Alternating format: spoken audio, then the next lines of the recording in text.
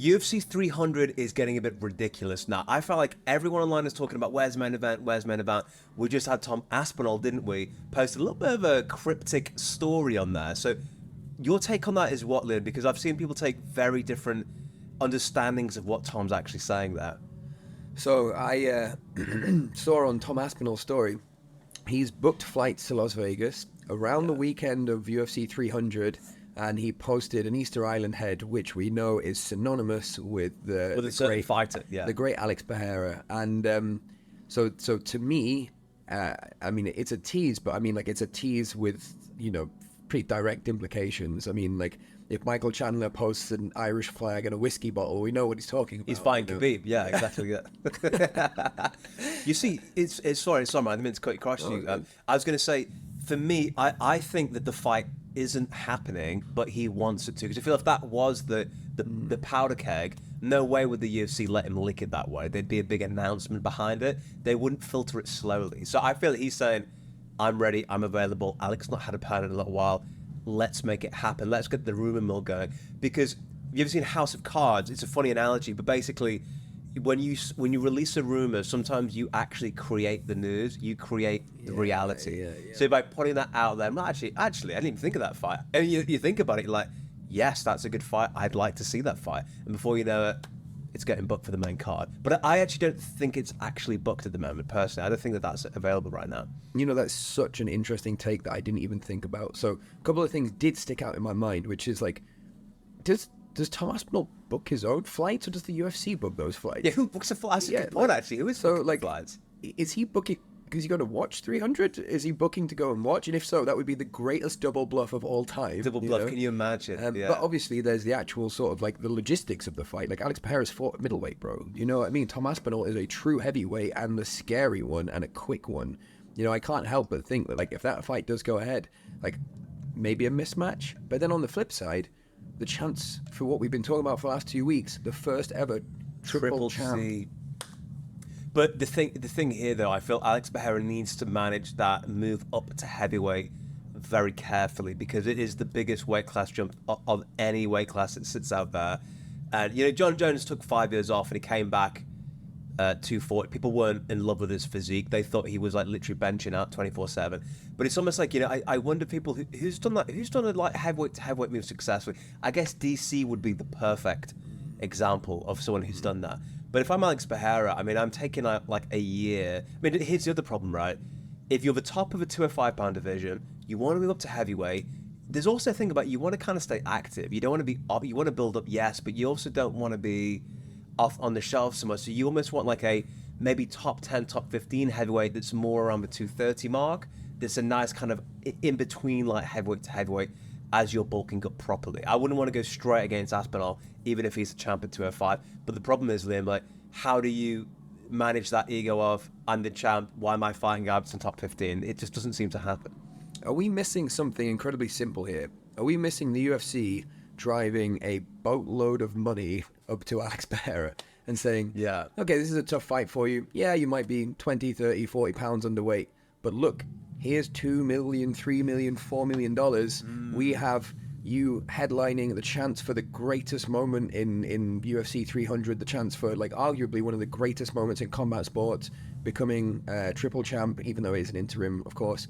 But, you know, it's an attractive proposition for somebody who has the mentality of a fighter who thinks, I'm the best in the world.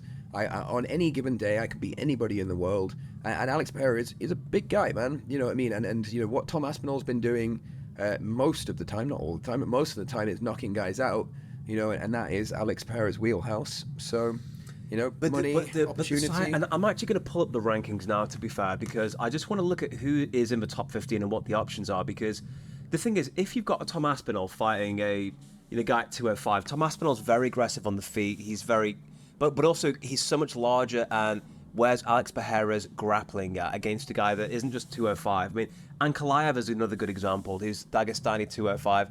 If he fought Pereira and he gets the fight to the ground, then that's a really tough match as well, to be fair. I think we might be overthinking a fraction, just because, like, if this wasn't UFC 300, would this even be entertained? Well, this is my problem. Like, what? Okay, let me take a step back. What UFC 300 main event could they announce that would be exciting? We know that Dennis just said in an interview that it isn't going to be Conor Chandler, that they're trying to do that for the fall, so that's not happening.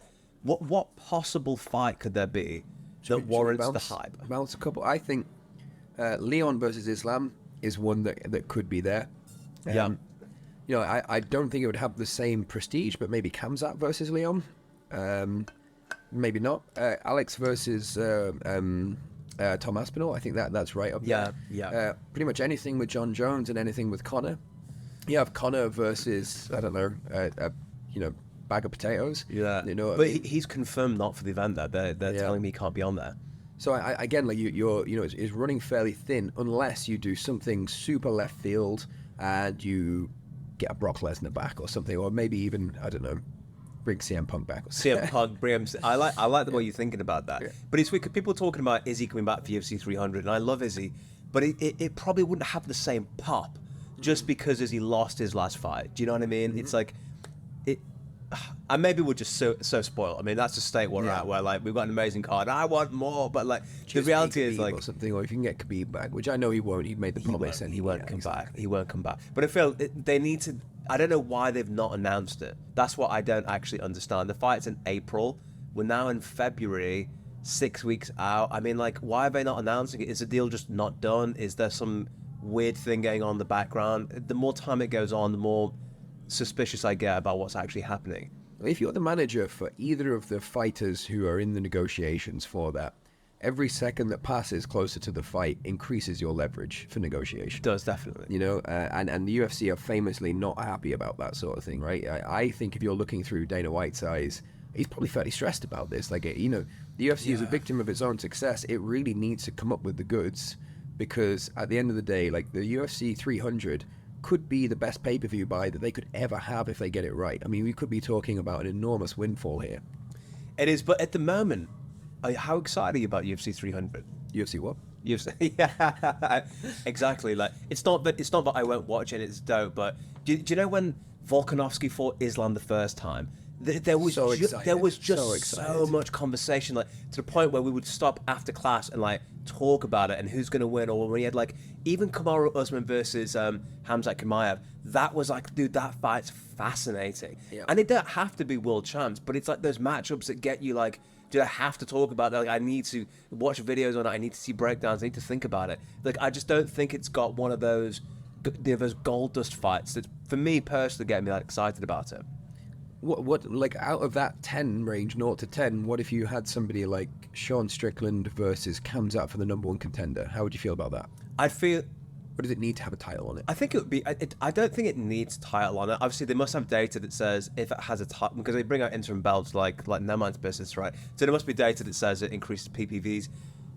I would ordinarily like that fight, but with Sean fighting so recently, I wonder if that's something... I mean, he just seems to be down for whatever he wants to go, right? So... I think that is a good example of a fight that would get me like probably up a level of interest for sure. All right, okay. So let's put a pizza on this then. Okay, so who are your we'll go each, so the top predictions, maybe top 2, top 3 predictions for the main event for UFC 300. But one question though before we give the predictions is it Ramadan over the event, and does that stop people from fighting? Because when is Ramadan? I'm sure Khabib actually fought during Ramadan at one point, or Islam, or somebody did that. I mean, that is insane to me. So I would expect, you know, for something this big, then that people probably wouldn't. It's not on April. That's what I'm just trying to figure out. I feel like I'm grossly misinformed about like the Ramadan schedule here. Okay, it ends on the 9th of April, the day before my birthday. That's very kind of them. And that's not related to UFC 300, by the way. That's not been taken into account, apparently. And when's UFC 300? It's like, what, April 14th? Yeah, I think it's the 13th, maybe. Yeah, actually, 13th? Even though it's after Ramadan, I guess it's the training side of things. Like, how's that going to impact their training schedule? So that can be done. It can be done. That might outline some of the Muslim fighters, to be fair, because especially when you've got Islam Makhachev, you've got Khamzat, they're not going to want to fight. At their level, they've got a lot to lose. So for me, that tells me it's probably less likely that I'll be fighting. So we see what's on UFC 300. Let the fans know, and then we can make a prediction thereafter. Okay. So currently, the roster and the lineup for UFC 300 at the moment. Okay, let's have a look. What we got? We have Zhang Weili versus Yan Xiaonan. Okay, I just don't. Yeah, fair enough.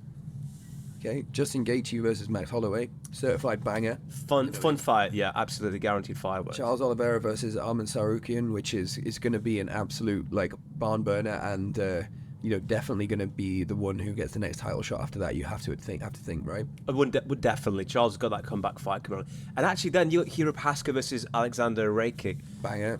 That is a very good fight. That I think is super, super, super interesting. Actually, to be fair, the more of these fights I look at, the more I'm getting a little bit more pumped up. Actually, now I'm reminding myself of how good these fights are. Yeah. Calvin Kattar versus Aljamain Sterling. Again, massive implications for who's going to be at the top of the division. Calvin Kattar having a bit of a resurgence recently. Aljamain Sterling, obviously, on the losing side to, oh my days, Sean O'Malley. Yes. How could I forget? Bo Nickel versus Cody Brundage as well. So Bo Nickel, obviously. I don't know much about Cody. Look at the betting line on that one. Good lord. Wow, minus 1450 favourite for Bo Nickel. That's pretty insane. But what I want to pick, I've got Cody Garbrandt. I love Cody Garbrandt. I think he's so exciting to watch. But what I want to pick about is Holly Holm against Kayla Harrison. Holly Holm, when was the last time she fought, man? I swear I've not even heard Holly Holm in like... It was, I don't know how long. That long ago. I'm sure it wasn't that long ago. But like, I think the real story for that fight is Kayla Harrison, because she is going to be making her 135-pound debut. Kayla Harrison famously fought in judo. She's one of the greatest judo, well, if not the greatest judoka that America's ever produced. And I think she fought something like 165 for judo. So we're talking like a 30-pound weight drop for.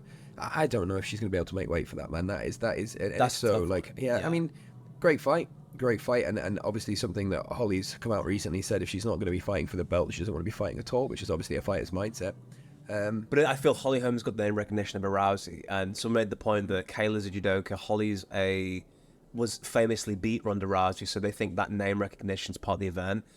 I have to pick Kayla if she can make weight there, man. Like, she's an absolute monstrosity. But you know what I'm not seeing on this lineup is heavyweights. Yeah, the next one down's a heavyweight. Yeah, well, that's 3 heavyweights. Yeah, so... Jim Miller, man, that storyline, I'm so glad to see him. That's on a there. beautiful fight. I hope he wins that and then retires off into the sunset. That would just be dope. That's the one I think we're all hoping for.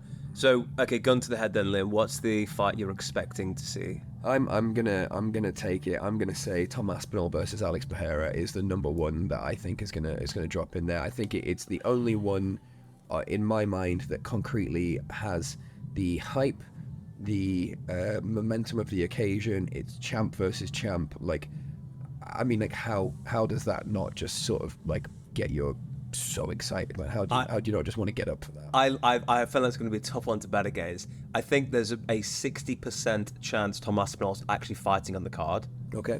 But I think the most likely fight is going to be Alex Pereira versus either maybe a Jamal Hill or someone. It could fight Israel Adesanya again at 205 this time. That would be interesting. Yes. I'll take that as a prediction. God damn it.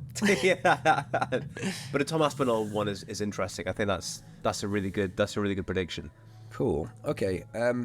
Then I am gonna take for my number 2 ranking in that one. I am gonna say Islam Makhachev versus Leon Edwards, or Leon Edwards versus Sean Strickland. So one of those Leon Edwards type fights. Because, yeah.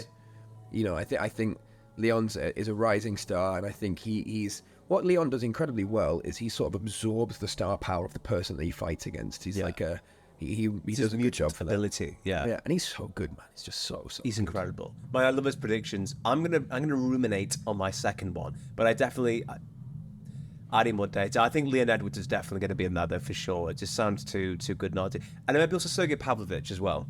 He's going to want to bounce back. So I expect to see him on the card. Okay. But more to come. And next time, we'll get the screen share up so you can see the rankings. Appreciate we're yapping through a little bit.